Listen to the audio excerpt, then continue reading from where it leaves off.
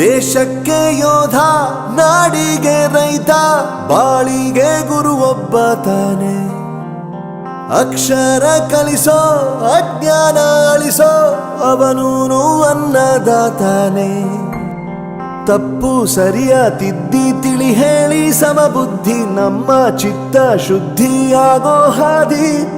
ಎಷ್ಟೇ ದೂರ ಹೋದ್ರೂ ಮರಿಬೇಡ ನಿನ್ನ ಬೇರು, ನಿನ್ನ ಸಾಧನೆಗೆಲ್ಲ ಇದುವೇ ಆದಿ. ಪಾಠಶಾಲಾ